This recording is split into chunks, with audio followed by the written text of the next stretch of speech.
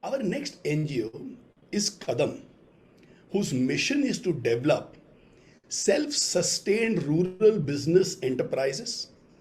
They do this by creating income generating opportunities by the use of locally available natural raw materials, the traditional community knowledge of handicrafts, and they develop environment friendly, ethically made products keeping the current trends in mind. To share her journey, let's listen to Kadam's founder, Payal Nath.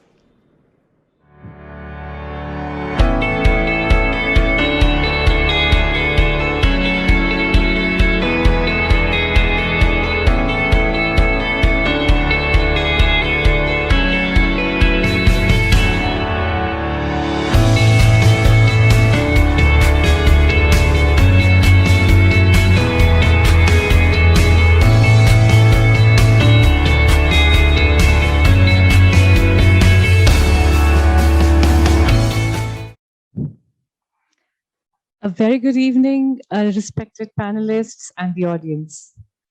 Welcome to Craft Tech Emerging from Bottom of the Pyramid. Handicrafts and handlooms was declared as a sunset industry, but it employs more than 9 million people in India. It also fulfills up to 12 of the 17 Sustainable Development Goals. While we lead the world in exports of raw materials like cotton, yarn, our global share of the finished goods is just 10.6%. Vietnam has 21% of the global share. Bangladesh and China buy this raw material from us and are able to export finished products at cheaper rates than us. The reasons seem hidden in low technology induction, non-efficient market linkages, the way we work in decentralized manner in the villages, and working in silos. The sector hasn't created work for such large numbers, enough for livelihood. So thus they look to migrate to cities to work. Craft sector needs revival and economic viability for these bottom of the pyramid culture bearers of our country. With this belief, Kadam was born in 2006. Nirupama is a postgraduate from a village in Orissa.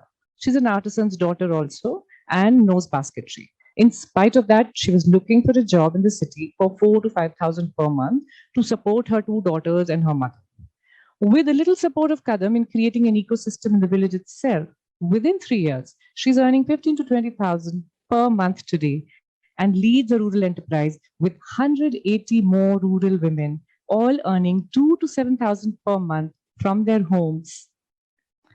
Krishna Day is not just earning well, but is also the village pradhan now in Dhulabari, North Bengal.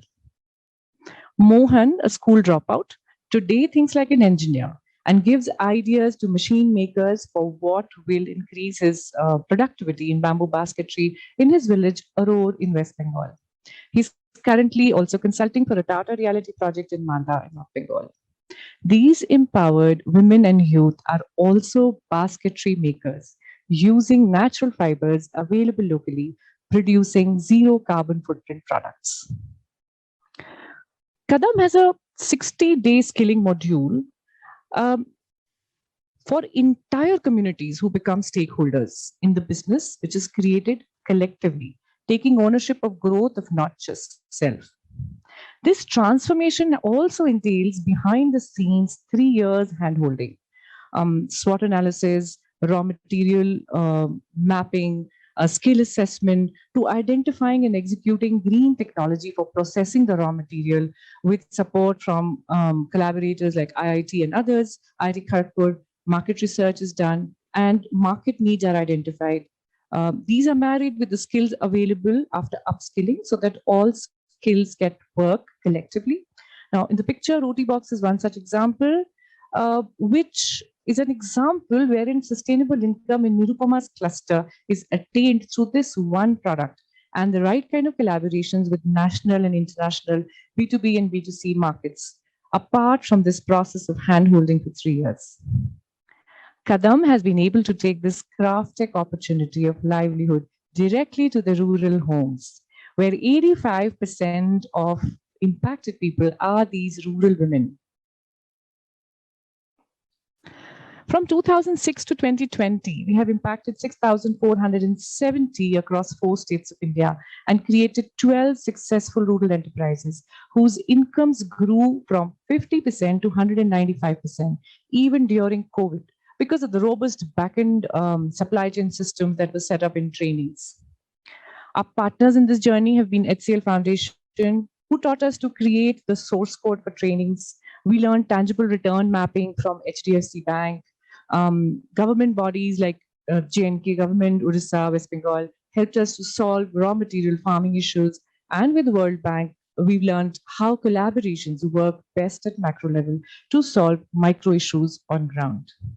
Our pledge is to make 1,000 rural enterprises using local green materials in the next 4 years in 2 states of India.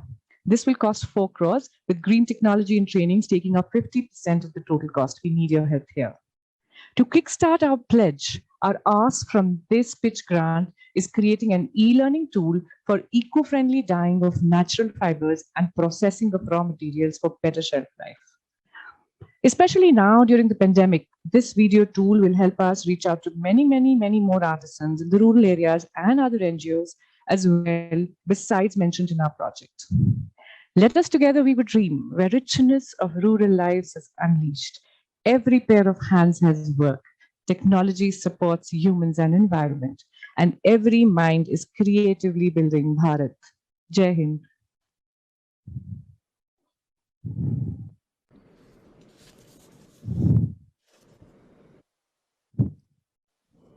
Thanks, Payal. The way you have created the craft tech transformation model is so wonderful.